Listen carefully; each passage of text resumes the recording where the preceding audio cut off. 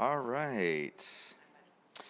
We are starting a little bit of a minute late, but I know it's going to be an awesome experience that can go for the rest of the day. This section is about virtual reality for social impact in Haiti. And we are going to hear from two fantastic speakers. Max Noir is a world traveler focused on her research on utilizing virtual reality for empathy building and bias diminishing. That's pretty awesome. She is dedicated to the utilization of immersive technologies to build empathy through storytelling of people's self-determined narratives. Looks like she has done a lot of awesome work. Currently with FXG, a China-based XR production hardware and market entry company for 3 years, where she is now the head of U.S. operations, woot woot, focusing on helping to put immersive technology into the hands of the people. That's what I'm talking about. All right. Sarah serves as the director of business development and strategic partnerships with Hope for Haiti, an organization focused on poverty alleviation.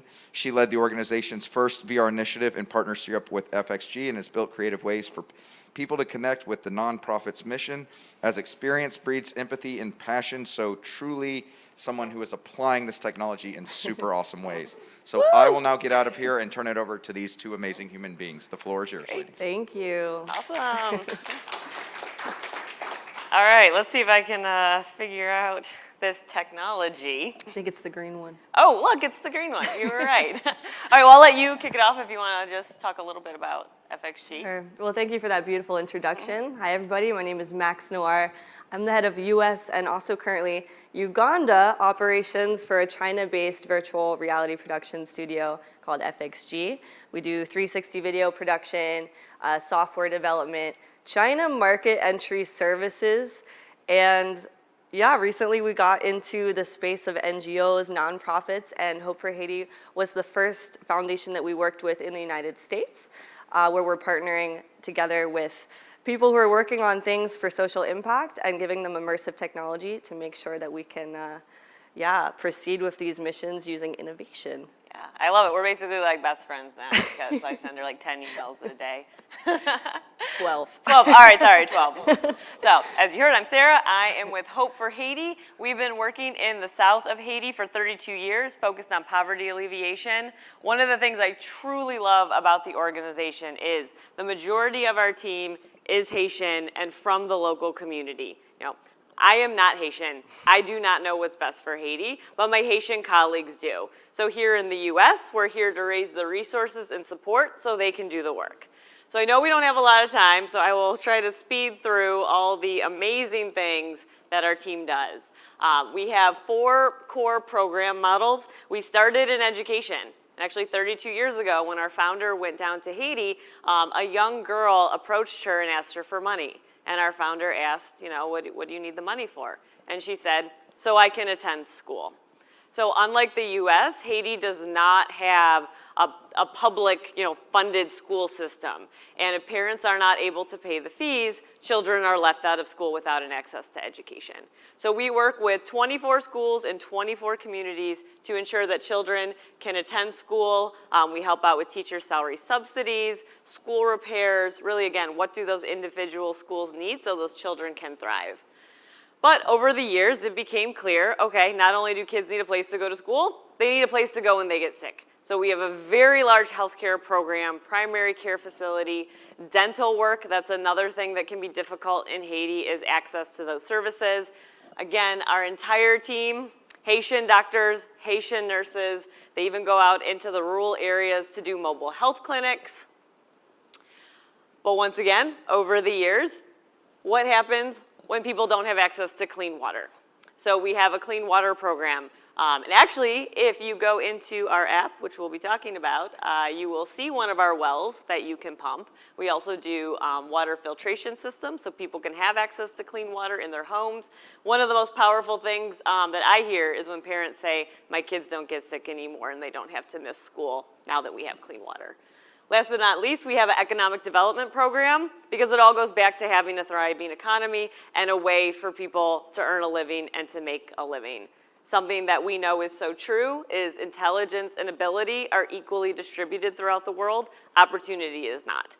So we are just here to help bridge that gap. On August 14th, Haiti was hit by a major earthquake. So our team has really pivoted and is on the front lines of earthquake response, the short term and now the long term, which does tie into what we're doing with this app. So yeah, how does this all tie to virtual reality and the VR experience? So again, we're a nonprofit. This is new for us. And I say about 2 years ago, I went to VR World in Midtown Manhattan, and I went and did all the different VR experiences. And I was just blown away by the technology and by the games. They have gotten so sophisticated. I couldn't play the zombie game because I thought zombies were actually going to eat me. And it got me thinking, why are we not using this for the nonprofit space, for the social impact space? How can we use this? So I begged and begged and begged until finally Hope for Haiti said, Sarah, we want you to shut up. All right, work with Max at FXG and see what you guys can do. But yeah, I just did a lot of talking. Do you want to talk a little bit about VR and empathy and how this kind of all fits together? Yeah, so my whole shtick, I went to college and stuff, and I wrote a thesis actually on using virtual reality for building empathy and diminishing biases. It was a really, really bad paper, so I'm not going to send it to any of you. But basically, it was sort of a match made in heaven at the perfect time, perfect place, and here we are today. Yeah. So we made an app over the last six months or so that basically the whole goal is, I guess, as people living in the States or in the West, like we have these sort of media portrayals of countries like Haiti that is just negative. They're just showing us the bad stuff in the news. And I've actually been to Haiti. It was beautiful, colorful, happy, music, all of these things to experience. And we wanted to show the more positive sides of Haiti and have people be able to enter the environment if they can't physically go there themselves. So we always say, you can't bring everyone to Haiti, but we can try to bring Haiti to everyone. So we designed this app, has multiple interactive elements. There's a well that represents the clean water program that they do. You can pump it, you can raise and lower the Haitian flag, which is in front of all of the schools around Haiti. You can write on the chalkboard. So it's a really fun, just cheerful environment where you can hold events. We hosted an event on the 20th of October. It was the inaugural event where we gathered people. A couple of you were here. And yeah, we basically took them through the app. We gave them a tour. We explained some of the work that Hope for Haiti is doing on the ground.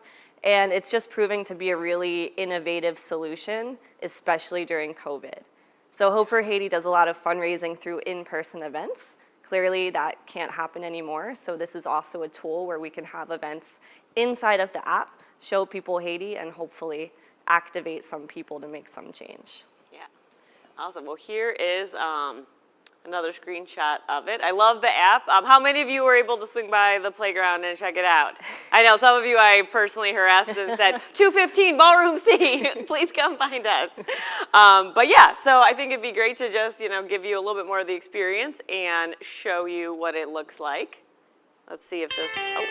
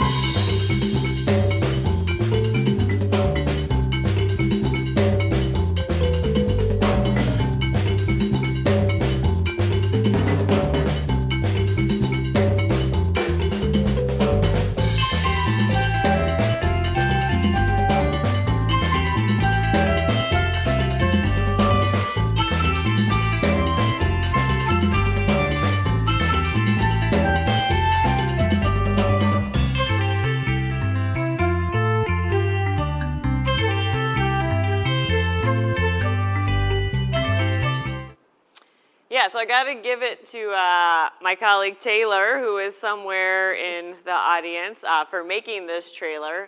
I had to put on my headset and figure out how to record, and she did a great job editing because there's one part where I couldn't pick up the bucket and I kept dropping it for like 8 minutes. She's like, "Okay, we're not going to put that in the trailer, Sarah." Again, we're still learning. But yeah, we are going to hang around after, now that the playground is breaking down, we have our headsets with us, so anyone after, if you want to pop on a headset and check it out.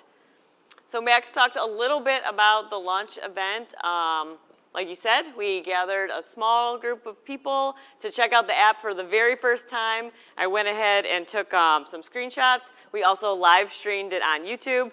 Our CEO was there, and I gotta say, seeing our CEO as an avatar was pretty fun. He definitely chose like San Francisco tech bro outfit, which, he kind of is in a way, so it sort of made sense. So apologize for these being a little fuzzy. I took screenshots from the YouTube event. Oh, look, there's Max wearing a ballroom gown. Fancy as always. And you are always very fancy. Is there anything else as I click through that you want to highlight about just sort of that event? Yeah, we could just talk about the classrooms briefly. So classroom number 1, we had like a standard classroom setting. So we started off the event in classroom number 1, just kind of talking about the sort of daily structure of going to school as a Haitian student. Classroom number 2 is kind of like a museum type situation that's covered in graphics, videos, and text kind of explaining Hope for Haiti's efforts on the ground. And then classroom number 3 was actually full of NFT artworks, and I'll explain a little bit more about that in a minute. Yeah, so like you said, we actually had our CEO, Skylar, take a few minutes to gather everyone in the classroom where he could talk a little bit more about our work, but also our response to the earthquake. Our CEO flew down to Haiti right after the earthquake to be with our team, was there for about 3 weeks, and this was probably one of my favorite parts. Not only that it was like a small, intimate sort of gathering of people like you would have at a real life in-person event, but just to be able to take that time in VR, and I've never done this before, I'll be honest, I was like, I don't know how this is gonna go, but everyone sitting in the classroom, asking questions, and just having that space to share, more about our work and more about Haiti, because again, part of our role here in the US is to really change that narrative. People hear Haiti and they think poverty, corruption, natural disaster, end of story. We know Haiti is not without its challenges, but we know there is so much more to Haiti's story, and I think this app, as we develop it, really helps us share that with the world. So yeah, Max mentioned our NFT sort of foray. I'll be honest, when Max approached me and said, "What do you think about an NFT auction?" I went to Google and I typed in, "What is an NFT?" And then, has anyone seen the SNL sketch about NFTs? I was like, oh, I think I kind of get this, but not really. I know a little bit more now, but I still bug you with a lot of questions. I have come a long way. But yeah, we partnered with NFT artists who wanted to come together to do an auction which supports our earthquake response in Haiti. Unfortunately, a lot of schools were damaged and some were destroyed, and part of our long-term response is actually partnering with those communities to rebuild those schools. And something that I think is so cool is this lives past the auction. Some of the pieces were up for bid for 48 hours, but we decided, what if we had an ongoing platform on Hicketnunk that anytime anyone can donate an NFT to, and at any time anyone can purchase, again, as a way to support our earthquake response. As I click through, do you want to talk a little bit more about the... Yeah, so we had approximately 30 NFT artworks donated to the Earthquake Relief Fund auction, which was incredible. We had pieces from Sutu, Rini Fish, Mark Sab, some really big names in the space. So, the support was really positively overwhelming, and we actually were able to raise, not crazy amounts of money, but some money. We're getting there. It was something. So what we ended up doing was we had a community auction where people could literally just donate like any piece that they maybe already made like a year ago. But then we had a more curated auction, which includes these pieces and is currently on display museum style in classroom number 3 inside of the app. This part of the auction, we had a theme that was inspiring the next generation of Haitian leaders. So it went along with the school theme. And so these artists actually made custom original artworks for this purpose. And yeah, that's a piece by Rini Fish, and on the left, Nigelia. Nigelia's piece sold like immediately, and it was really, really amazing to see. Yeah, and what's cool is now we're getting other NFT artists are reaching out to us. We actually worked with another NFT artist who ran an auction for us last week. So again, like this is a totally new world. I couldn't believe it when my boss told me to explain NFTs to some of our board members. I was like, are you serious? But you know, this is a space we want to explore. Again, we think it's amazing that artists are using their time and their talents, again, to really make real world impact. And what's cool is, so not only was this, you know, hosted in virtual reality, we had this gallery in the 3rd classroom, this other NFT group kind of did the same thing. Do I have a picture of it? And they also, I don't want to say they copied us, but they did do a VR gallery where they also displayed their NFT artworks. So I think we're onto something. Yeah. I think this is pretty cool. And we do have a lot of future plans for the app. I mean, I'm seeing this really as sort of our first step in our VR journey. I don't think I have to explain to any of you that the possibilities are completely limitless.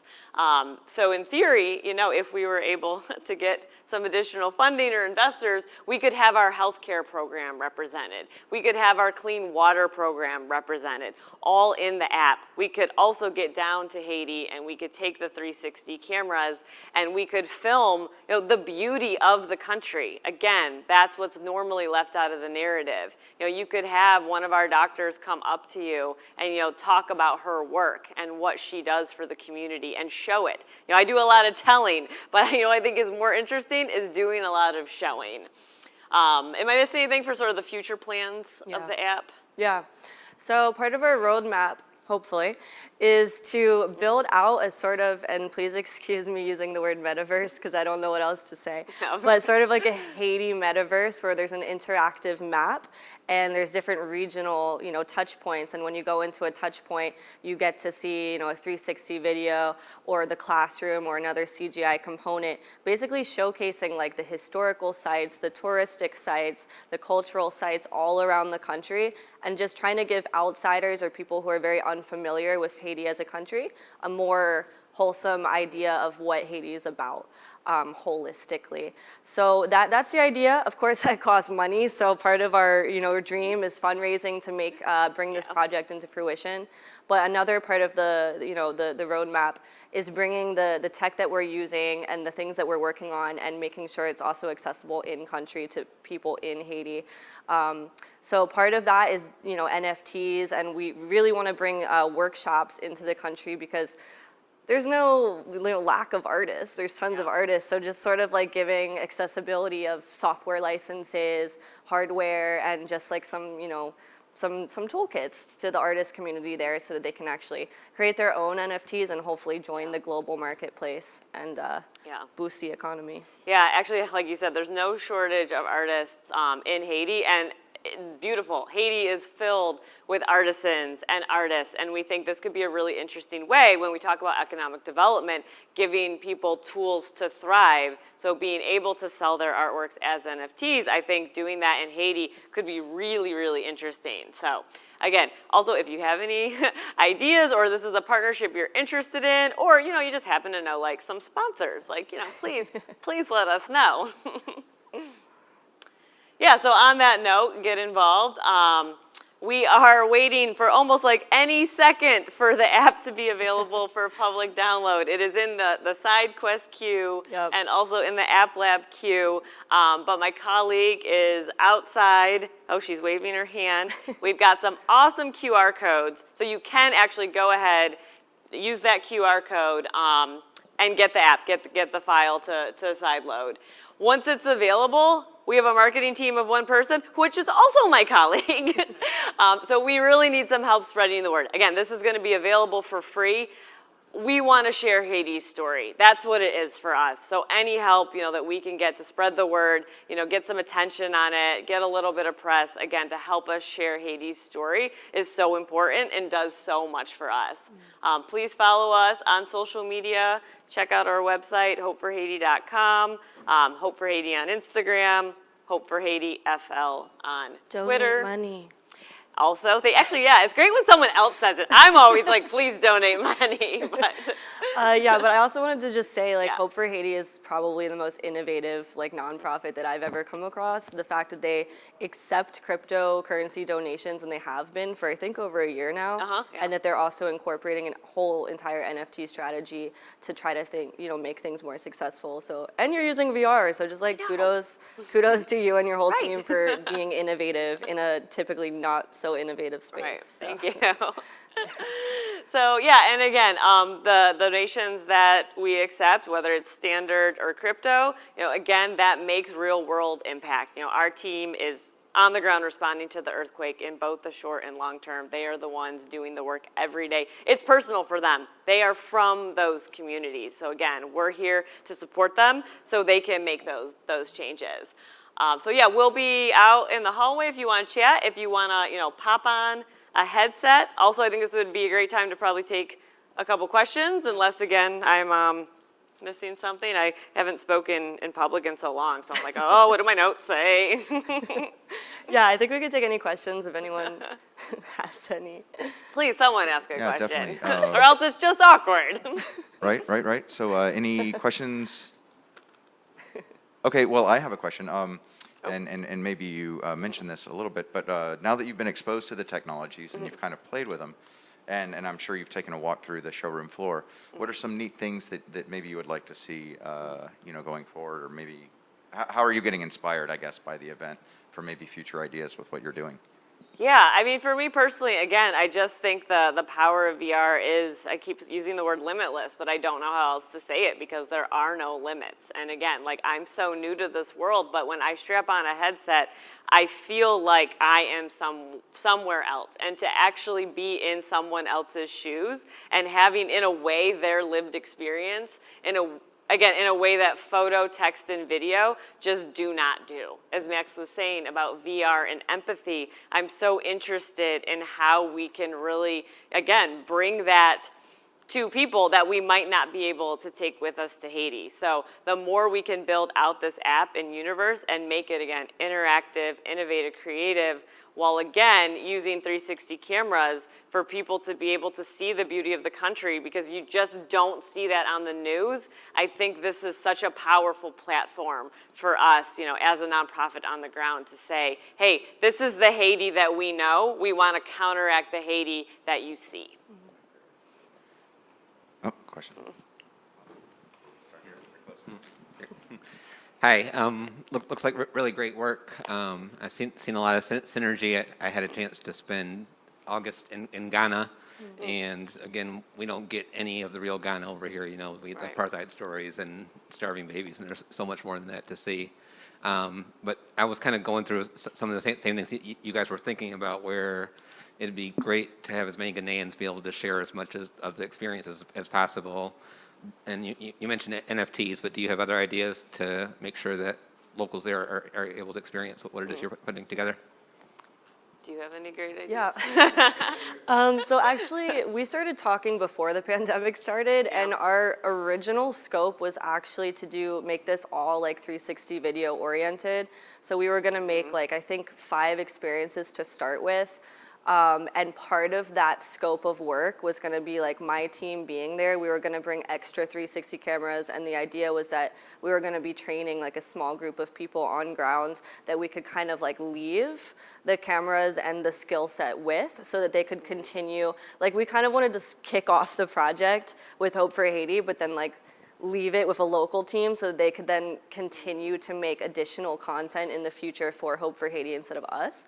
So that was the original idea. And then political unrest, lots of stuff. and then the pandemic, and like then COVID, X, Y, Z, yeah. and so then we kind of pivoted to the 3D idea. But in the future, we want to get back to that and do more like hands-on, on-the-ground stuff, and yeah, basically just leaving a toolkit behind so that it can have a longer-term impact. Yeah. And what she said, yeah. Ditto, right?